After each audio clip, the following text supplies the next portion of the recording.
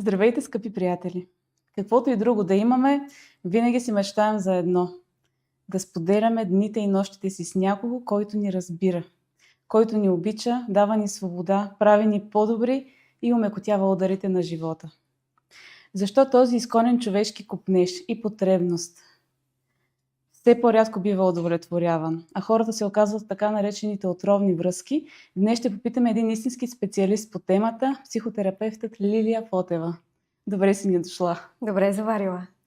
Тя е и писател, има огромен професионален опит с жени, преживели насилие у нас и в Испания, работи с болни от Паркинсон, а дейността ѝ включва и занятия по танцова терапия. Много ни е драго, че е в нашето студио и да започваме по същество. Как започна твоя път по тая тема с отровните връзки, с насилието над жени? Кога реши, че това е твоята пътека? Първо да кажа благодаря за поканата. За мен е удоволствие да бъда с вас. Пътя ми беше така леко като на шега към тази тема, защото докато учих танцова терапия в Барселона, първо започнах да правя задължителната клинична практика с групи по Паркинсон. След това съм работила и с дечица и се оказа, че ми трябват допълнителни часове за клиничната практика, за да изпълня норматива. И понеже винаги съм искала да работя с такива жени, които са преживели насилие, да мога да допринеса по някакъв начин за тяхното възстановяване, се казах, защо пък не, това е идеалният момент да изпратя CV-то си и автобиографията си и препоръки на всички възможни защитени домове, които са в района, и просто да видя какво ще стане. И всъщност като по чудо минимум 5 от тях отговориха с интерес да приложат нещо толкова иновативно като танцовата терапия. И така започнах с първата си група в Амстердам беше. Бях с тази група 6 месеца, 6 жени. И от тогава насам? И от тогава насам продължавам вече в следващи защитени домове и всеки път е различно, уникално и разтърсващо също така. Преживяване, но и много дълбоко и трансформиращо. Да. Кажи сега, дай определение, какво означава отровна връзка и колко често се среща? Напоследък толкова често се говори за това, че сякаш всяка трета жена или изобщо всяка трета връзка е такава. Да, за съжаление, статистиките, които имаме, не отразяват реалната ситуация. Всъщност, много повече са случаите на такива връзки, както в случай тормоз от страна на жена към мъж, така и обратно от страна на мъж към жена. В по-честия случай жените са потърпевши. Да. Много повече е. По принцип, според Световната здравна организация, данни от 2020 година, 700, мисля, че беше по памет, ще го цитирам, 765 милиона жени в цял свят са били жертва на домашно насилие или насилие от бивш любим. Също това, което мога да кажа е, откакто се занимавам с тази работа, когато го споделя пред дами, без значение дали са мои приятелки, дали са колежки или са случайни жени, това, което най-много ме очудва е, че почти всяка казва, и аз имах такава ситуация. Аз имах приятел, с който бяхме стигнали дори до физическа саморазправа. И това е нещо, което в началото ме изненадваше, а когато почна да се случва почти всеки път, 99% от случаите си казах, вау, това е правило, почти няма изключение. И това може да ни говори колко наистина драстично по-големи са цифрите от това, което се отчита. И това, за съжаление, се поддържа тази ситуация и от липсата на закони, и от липсата на приемането на Истанбулската конвенция, не във всички страни, и от, съответно и от стигмата, която един похлупак се налага върху жените, които са преживели такава ситуация, и в един момент те почват да се тързаят, че е тяхна вината. Първо са имали един партньор, един любим, който ги е тероризирал в продължителен период от време. След това цялата тази вина се вгражда в идентичността, тя се приема и не може интернализира се. Да използвам тази не точно българска дума, но това е термина, който се използва в психологията и в психоанализа. И всъщност става още по-трудно, след като тази вина е прията вътрешно, една жена да отиде и да докладва за такава ситуация. От този има страх, има ужас. Да. Какво е отровната връзка? Как я определя един психотерапевт? Защото разговорно много често почна да се използва това. Да. Това е моето отровно поведение. Това е в социалните мрежи. Знаеш, че стана много разпространено да се говори за това. Абсолютно, да. И за нарцистични разстройства. Да. Не всеки, който говори за това, разбира се, има познание в дълбочина.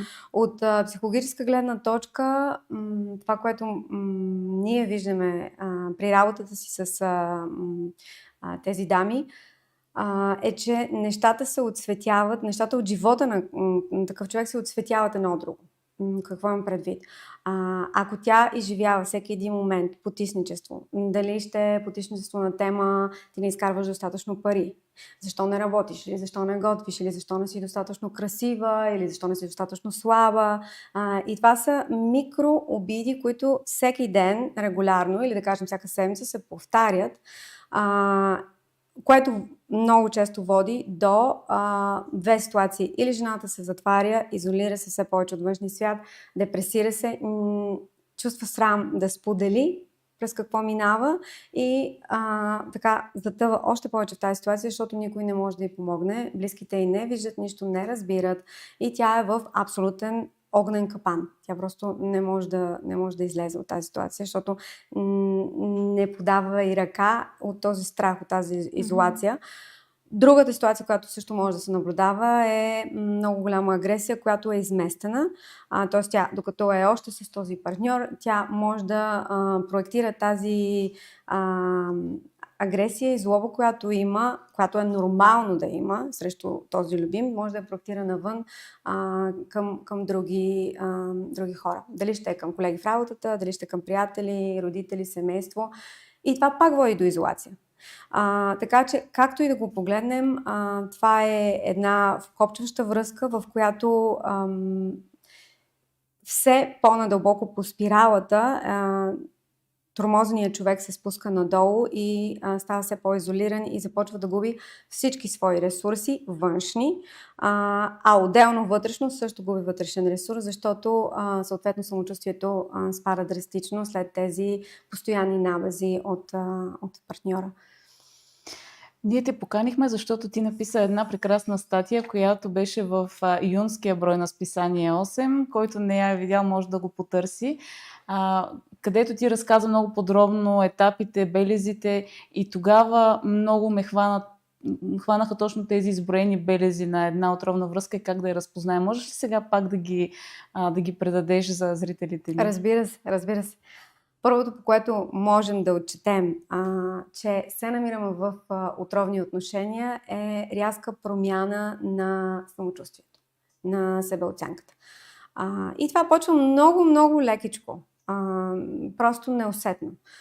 Докато преди сме супер уверен човек, знаем какво можем в работата си, знаем как изглеждаме, знаем какво даваме и влагаме в приятелствата си на любимите си хора. В един момент тези постоянни атаки, които сме получали, посяват едно коварно зрънце на съмнение в ума ни и в един момент почваме ние сами да се питаме. Този отровен глас, който насилника влага в човека, който изпитва този тормоз, почва да действа все по-силно и по-силно. Защото самата отровна връзка функционира и на етапи, но и покачвайки нивата, т.е. покачвайки интензивността.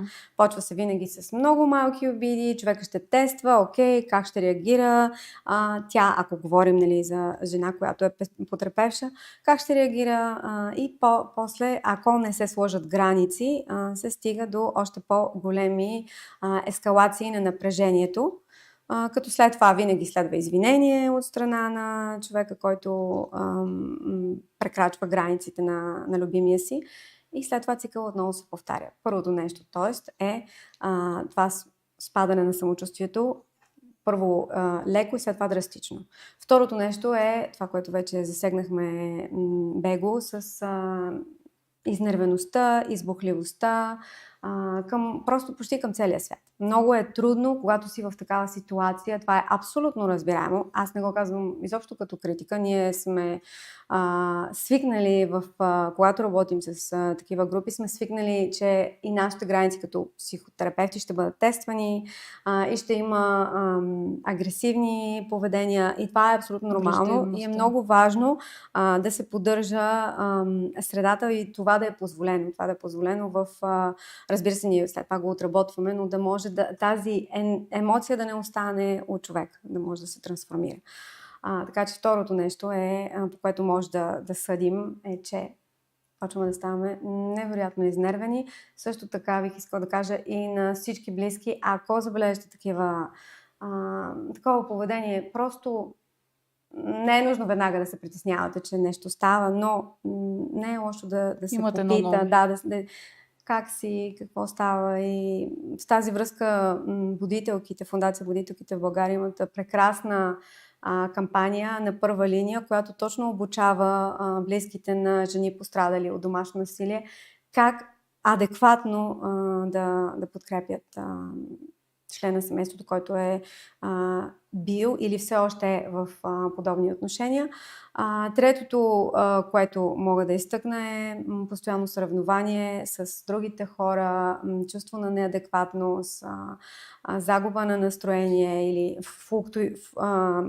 рязко вариращи настроения. Но съревнованието, пак защото много често се наблюдава, почти като правило мога да го кажа, че такъв тип отровни партньорски отношения използват пак, ще трябва да използвам в случая термина английския, който е триангулация. Не знам точно как да го преведем на български, но това е вкарване на друг човек в отношенията. Дали аз бегло ще спомена тази готина колежка, която ми помага или която ме покани на обяд. Нали? Някакво съревнование. Да. Мъжа се прибира и казва така и така, тази колежка или тази бивша приятелка ми се обади. И в един момент настава един хаос, буквално хаос в главата на тази жена. Особено ако тази тактика се използва вече след като тя е била подложена на много атаки по отношение на нейната външност, на нейните качества, на нейната работоспособност. И това не идва веднага. Това идва в един последващ етап от връзката, което е много съсипващо. Да. Защото това е... Още един удар по самочувствие. Още един удар и буквално отхвърляне. И хора, които са с травма на отхвърлянето от детството, има много такива, аз също самата е трябвало да работя с подобна травма. Това действа автоматически да отвори отново тази рана и има един ефект на залепването след това. Вместо тази жена да каже до тук, не се слага граница, понеже това е травма от детството, която в повечето случаи може и да не е доработена, отработена изцяло, но да не е излекувана. Действието е буквално слепващо. Тоест тя отива още по-близо до него и още по-влиза в капана и почва все повече поведения от сорта на угаждащи поведения. И съответно и конкуренция, нали, как да докаже, че тя е по-добра от всички останали. При това, че тя няма нужда да доказва нищо подобно. Това е само фиктивна конкуренция. Но в този момент тя няма как да го разбере, защото това е атака върху нейни начин на мислене. И когато се ползват чувства, буквално се изключва рационалността. Разсъдъка, да. Добре, докато сме на темата, дай съвети, дай някакви похвати от твоята работа. Как се работи с рана от изоставяне? Това, което ще ползвам себе си като пример, това, което на мен лично ми е помогнало, е личната ми терапия. Аз съм ходила, може би вече 6 години, 7 даже, юнгианска психоанализа. Съответно, за всеки човек ще си намери неговата точна терапия или метод. Похвата, Аз да. не го прокламирам това, че сега всички трябва да отидем на юнгианска психоанализа в никакъв случай. Но това беше нещо, което на мен ми кликна. Да, на мен също. Да, Да. и ти също. Да. Супер. Отвори ми сърчицето и просто беше нещо, което аз просто се втурнаха и така. И това, което мога да дам като съвет, ако сте по-образни, по-артистични, по-символистични, обичате да работите с символи, с архетипи, юнгианската терапия особено ще ви помогне, арт-терапия също и йога. Невероятно препоръчвам занимания с йога, също с зумба. Зумбата е нещо, което е толкова енергично, ние в танцовата терапия ползваме термина кинесфера. Кинесфера е всъщност нашето лично пространство. Когато направим това движение, всъщност това е нашата кинесфера. Когато сме били в подобни отровни отношения, нашата кинесфера се свива до максимум. Нашия капацитет ние също го свиваме, почваме да се съмняваме в него и съответно нашата сила и тя. А когато се занимаваме с подобни активни дейности, било то зумба, катерене, скачане, тези жени, с които аз съм работила, обожаваха кикбокс. Посещаваха кикбокс. Също бяхме взели боксови ръкавици и в една част от часовете ги ползвахме също, за да може да се практикува това възобновяване на личното пространство, отваряне. Гръцките танци също са невероятно добри. Аз съм правила опит с гръцки танци, интегрирани в танцовата терапия. Именно пак заради всички тези подритвания с кръка, подскоци, отваряне на ръцете. Изследвала ли си българските танци? Това ми предстои. Много, така ли? Да, много бих искала да включа и тях. Проблема е, че от българските владея само право хороза сега, така че ще трябва доста да понауча. Да. Ами като ги изучиш, пак ще те поканим и ще разкажеш, защото аз съм сигурна, че щом са толкова стари, сигурно и в тях има някаква мощ за... Добре, а на ниво съзнание, има ли нещо, което да направим, нещо към което да се стремим, мисъл, поведение, за да можем да отработим тази рана на изоставяне? Защото, доколкото разбирам, тя е основен притегателен център за отровни връзки. Да.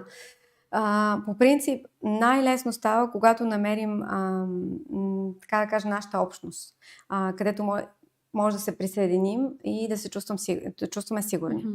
Тоест, ако аз не се чувствам сигурна вкъщи, в собствената ми връзка, аз всячески трябва да намеря, силно го препоръчвам, на всеки един човек, който е в такава ситуация, без значение мъж или жена, да намери местенцето, което да ви кара да се чувствате сигурни. Тоест, дали ще е група по планинарство, туризъм, каквото и да е. И не е нужно да се говори там, защото най-трудно е да се започне да се говори, че си в такава ситуация.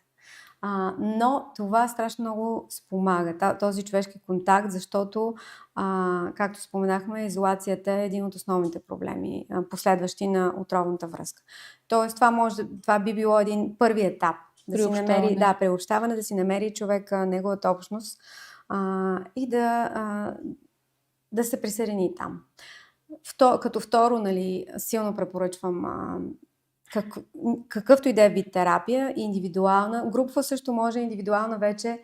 Тя се създава тази връзка, която може да излекува травма на изоставане и всякакви други детски травми, които всъщност по някой път, много често даже, ни вкарват в подобни отношения.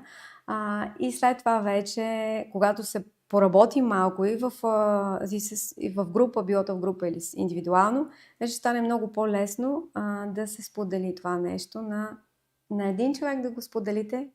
Това е достатъчно. Оттам нататък вече веригата започва да работи. Процесът започва да работи, т.е. аз не го потискам това нещо, което изживявам, защото нормално е в началото да го потискаме. Това е нещо, което много трудно може да се справим сами. Можем, но ние сме накарани да мислим, че не можем. Да. Съответно, когато се направи този пробив да се сподели веднъж на много доверен човек, аз силно вярвам, че всеки един човек има поне един такъв човек, на който може да сподели. вече оттам нататък нещата тръгват да се разплитат. Да, процесът е дълъг, но има начин на излизане. Има надежда. Когато една жена, например, разбере, установи, че е в такава връзка, трудно ли е да я прекъсне? Много. Неимоверно много. Пак заради това привързване, което някакси дори подсъзнателно любимите, които използват такива техники, приеми и са агресивни, те знаят, те напипват тази рана и знаят, че точно с това нещо, точно тук като чувъркна и тя ще стане по-дълго. Да. Или и да си е тръгнала, аз знам как да я върна. Пак с натискане на копчето. Случва ли се често да се връщат жените, въпреки че са си тръгнали, вече са взели решение веднъж? Има изследване, което доказва, че жените се връщат до 7 пъти. Средно. В такива отношения. Това може да ни говори много за това колко е трудно да се излезе от такава ситуация. Пак повтарям, трудно, но не невъзможно.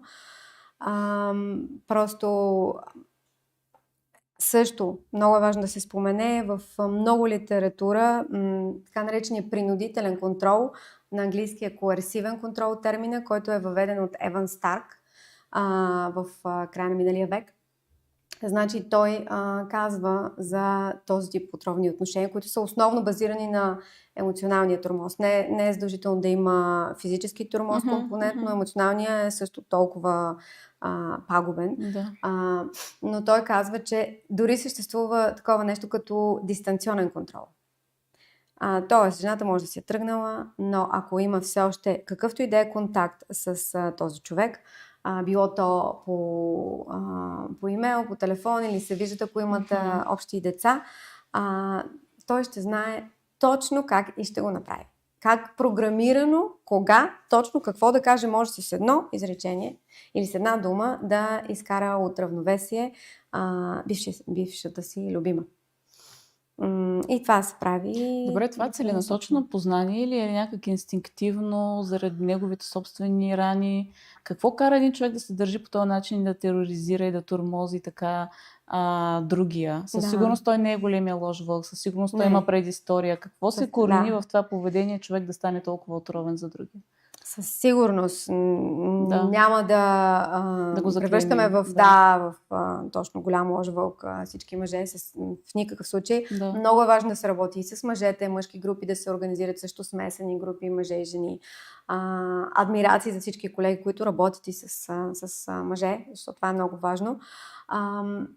Много са различни случаите. В някои случаи може човека да има наистина, както говорих в началото, някакви психологически проблеми. Било то не цялостна диагноза за нарцистично разстройство на личността, но може да е с оценки, с белези. Нали? Защото това винаги варира, те са на нива.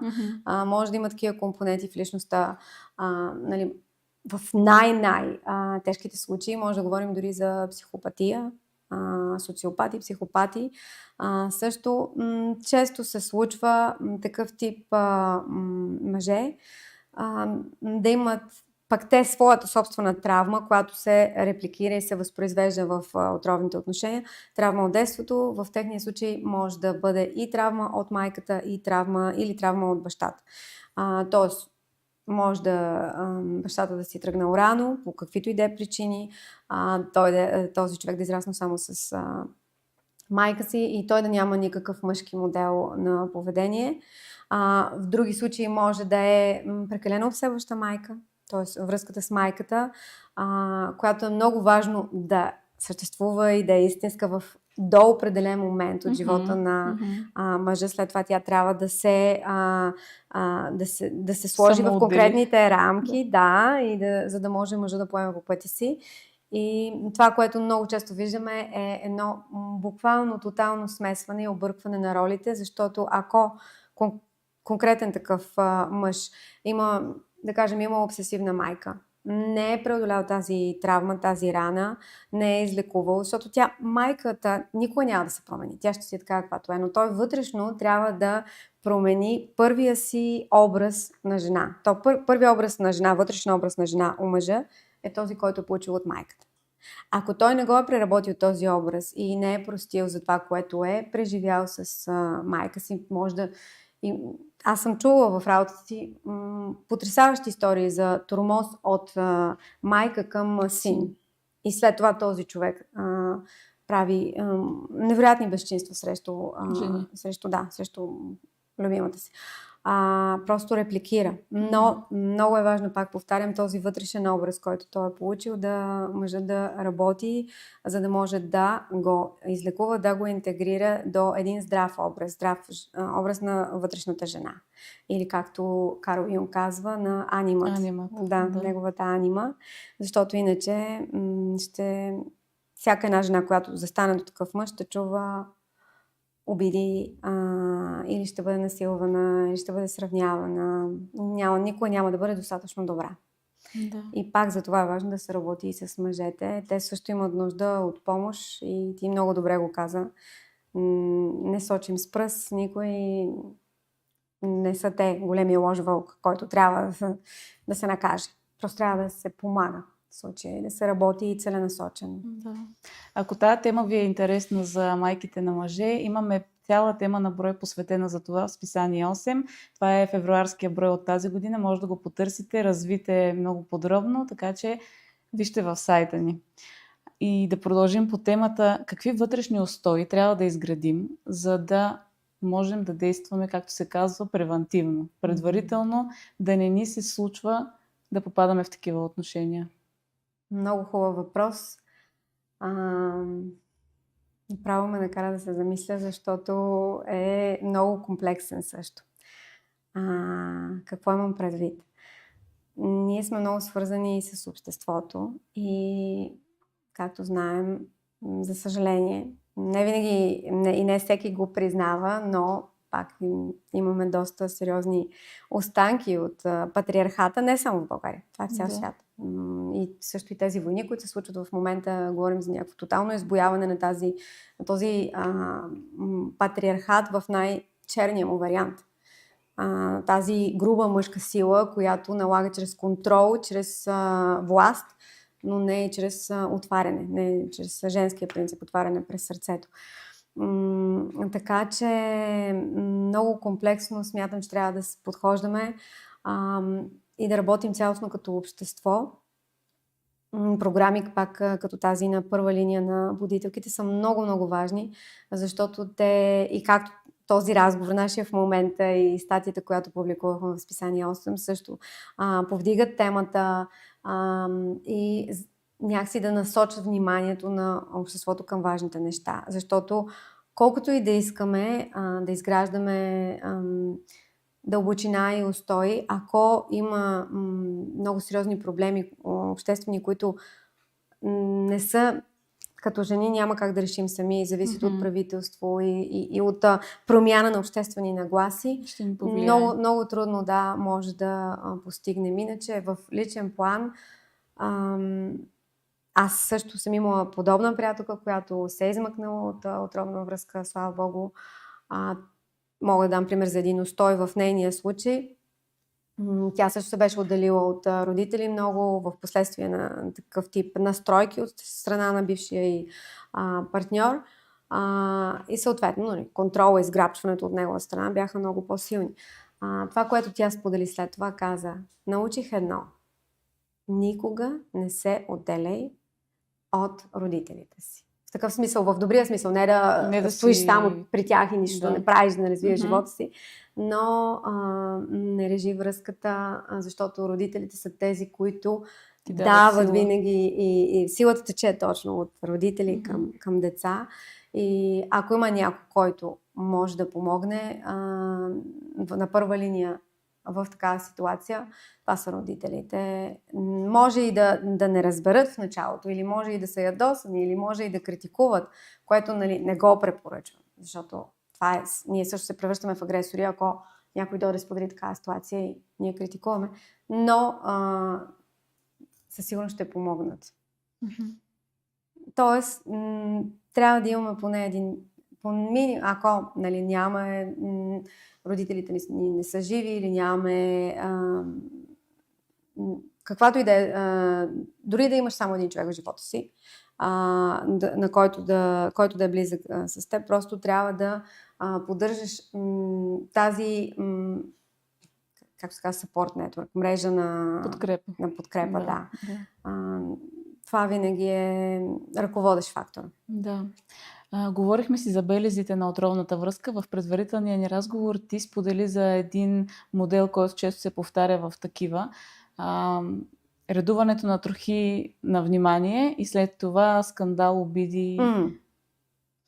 Разкажи малко повече, за да може хората да го разпознават по-лесно. Да, това всъщност пак е механизъм, който изключва възможността да може рационално да мислим и работи с пристрастяване. Тоест, ако аз имам висок адреналин, било то от негативна ситуация, било то от супер отрицателен скандал или караница, моя мозък, адреналина се повишава на макс. Едно, че съм скочила с бънджи 5 пъти, карала съм рали. Спечелила на хазарт. Да. И това нещо, дори и да е отрицателно, в един момент започваме да го искаме. И това то се случва автоматично. Това е просто биохимия на мозъка. И за това може да се редува и с трохи.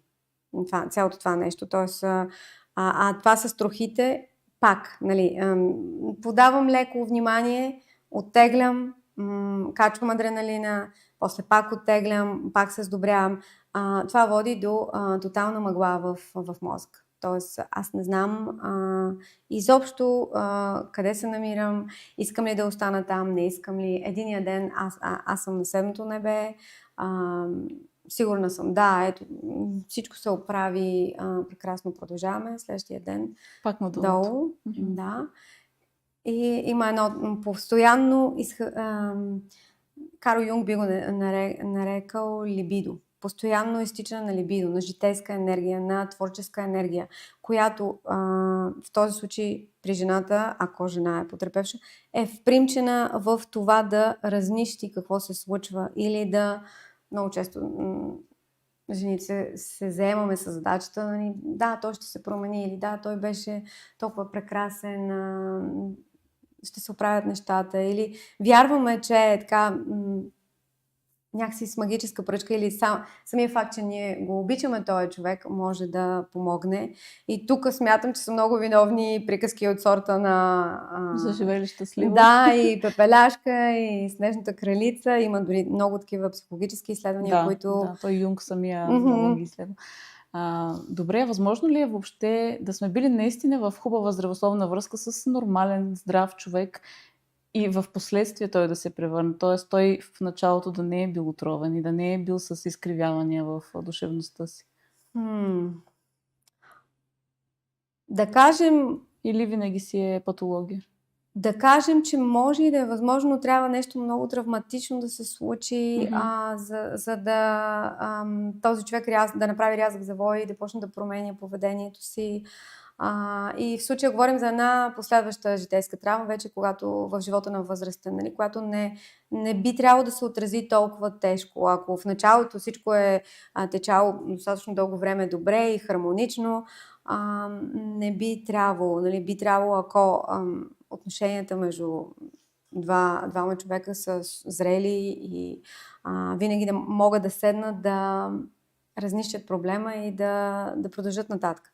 Т.е. да разрешат този конфликт между тях. В повечето случаи това нещо си е скрито под повърхността. Много често започва много шеметно една такава връзка с пътешествия до далечни страни, диаманти, подаръци. Това в екстремните случаи. И пак, Пепеляшка. И което не е наша вина. Ние просто, обществото така ни е формирало също. Към потенциална детска травма може да добавим социализация, общество, патриархат, по такъв начин израстване с такива послания, принца на бял кон. Да. И е много лесно да се падне тогава в такъв капан. Много, много лесно. И някакси инстинктивно тези мъже го знаят. И след като вече той си така някакси в кърпа му е вързана тази жена, защото тя съответно, вау. И тогава вече следващия етап, когато почва всъщност тормоза. Лека по лека. Добре, ти каза за шеметното начало и за това как то ни увлича и ние искаме. И това е съвсем естествено, имайки предвид романтичната ера, в която живеем, в която се говори за любов, за пеперуди, за тръпка, за страст. Как изглежда едно здравословно начало на пълноценна връзка всъщност? Бързо и бавно. Основен принцип изглежда с двама самодостатъчни индивида, които могат да се наслаждават на себе си, не търсят одобрение на всяка цена, не бързат прекалено, не искат да се доказват или не искат доказателства съответно от другия човек. И започва с самоувереност, т.е. всяко едно нещо, което ни носи повече самоувереност, ни прави по-стабилни, съответно при започване на нова такава връзка.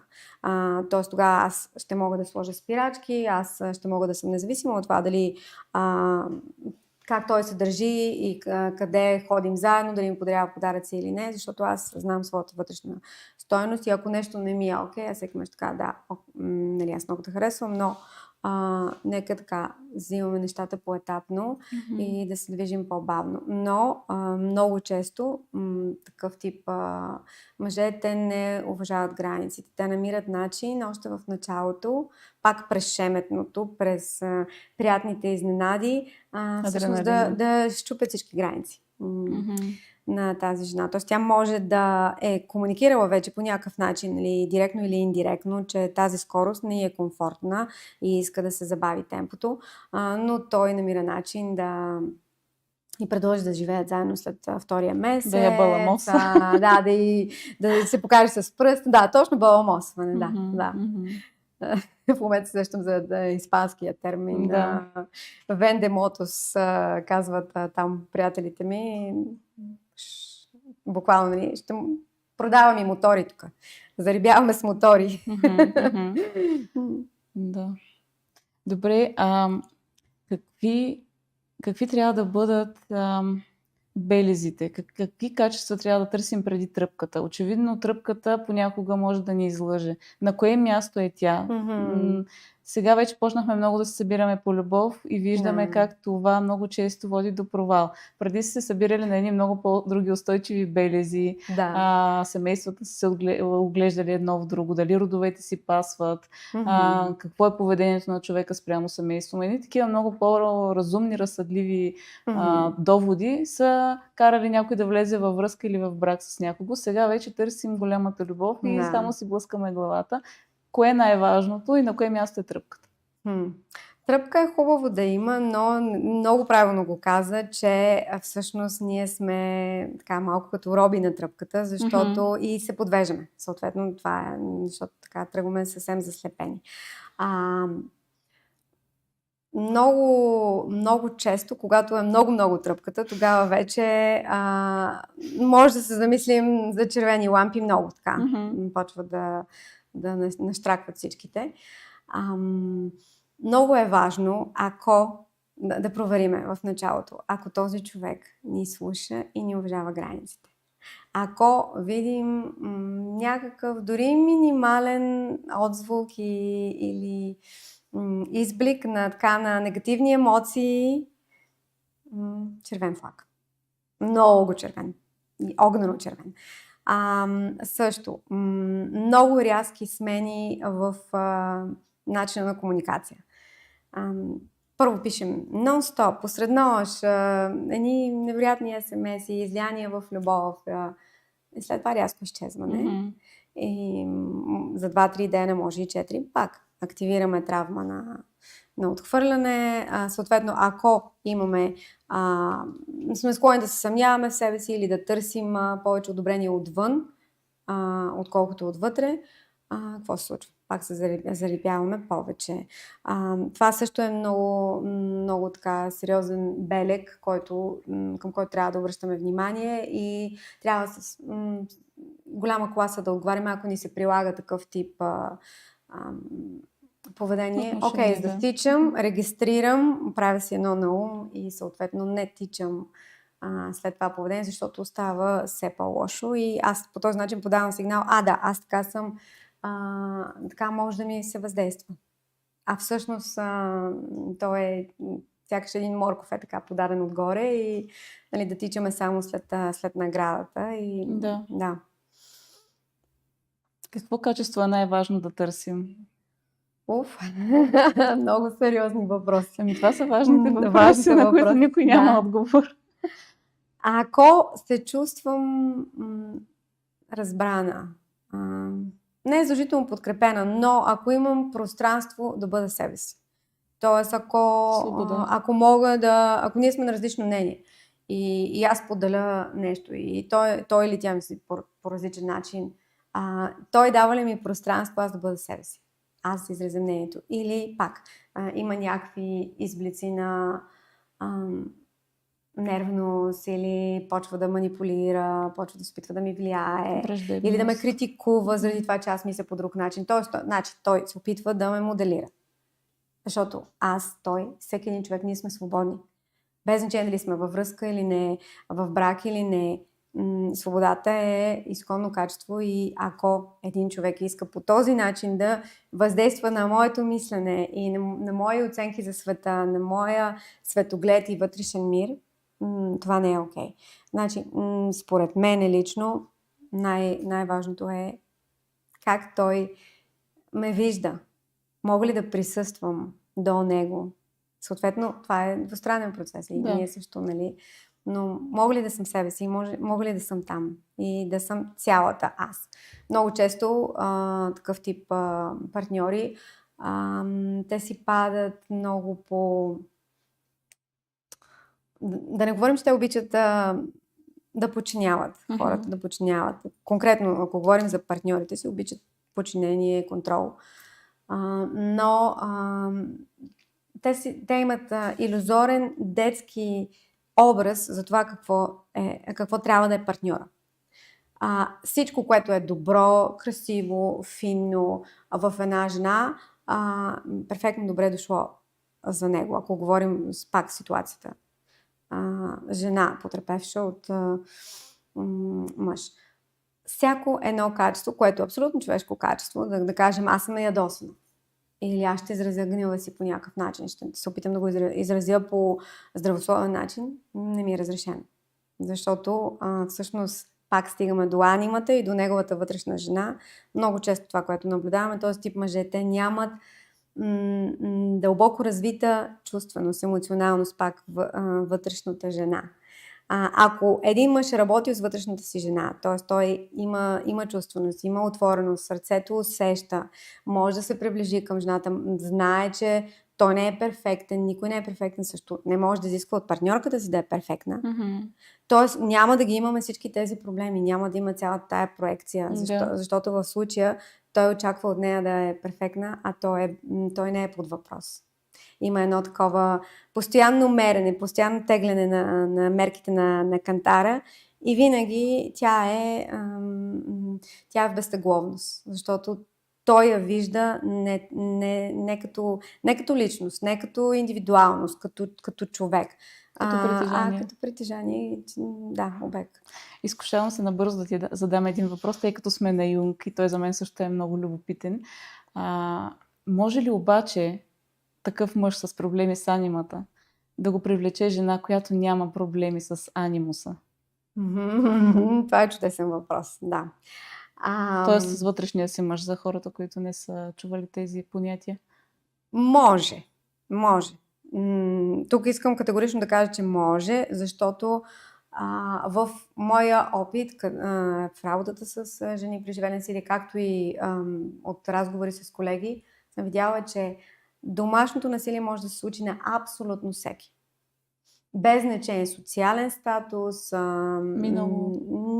раса, култура, на абсолютно всеки. И се случва на абсолютно всеки. Така че да, може, буквално човек, който няма такива травми и има достатъчно добре развит анимус, да привлече такъв партньор. И съответно, такъв човек много по-бързо би се измъкнал. Хипотетично говоря, защото много са факторите. По някой път излизането от подобни ситуации е по-бавно. Нали, зависи от много. Но, съответно, много адекватен въпрос ми издаде. В голяма част от случаите също, ако аз съм привлякла партньор, който е с недостатъчно развита вътрешна жена или анимата и той я проектира своята неразвита анима върху мен, т.е. той постоянно ме обвинява,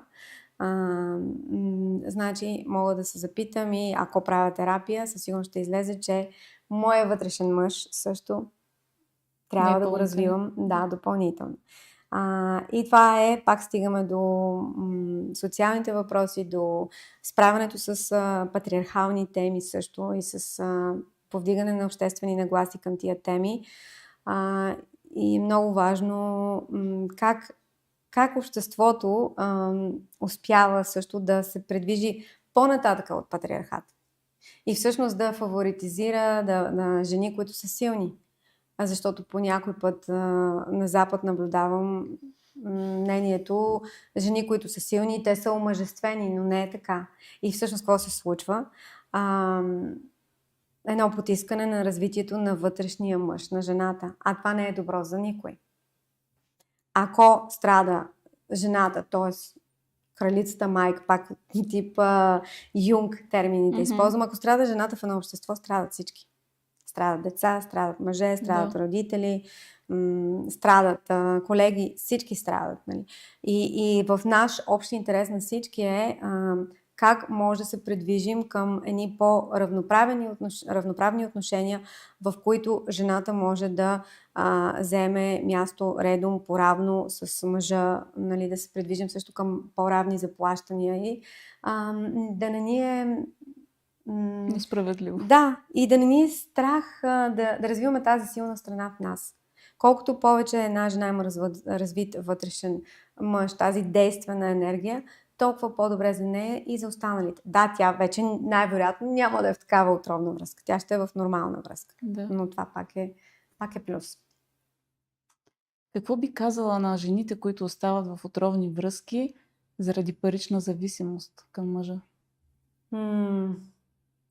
Пак доста фундаментален въпрос и много комплексен. Понеже е често срещано, затова те питам. Да. Много комплексен въпрос. Моят личен съвет е да намерят начин, дори под сурдинка, така тази българска дума да използвам, да си начертаят път, в който да си изберат какво искат да правят, да почнат да мечтаят и да го планират. Дали ако тя винаги искала да стане дизайнер, да се запише на такова обучение. И много често ми се случва да чувам и да наблюдавам поради контрола, тези жени трябва да крият подобни неща от партньора си. Ако трябва да го криете, скрийте го. Това е ваша полза, но го завършете. Тоест, пак това е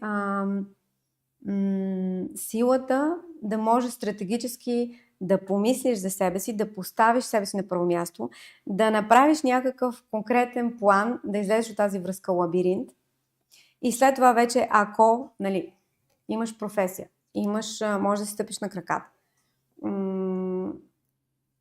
творческата енергия тече. Може би след цялото това личностно развитие ти няма да гледаш по същия начин на тази връзка. Може би вече няма да имаш нужда от нея, няма да искаш да останеш.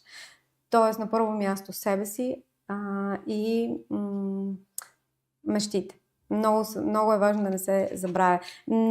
Това, което пропуснах одеве, като ме попита какво може да помогне за излизането от подобна връзка, да си спомним за какво сме мечтали преди, защото мечтите са едно от първото нещо, което се потискат в подобна връзка.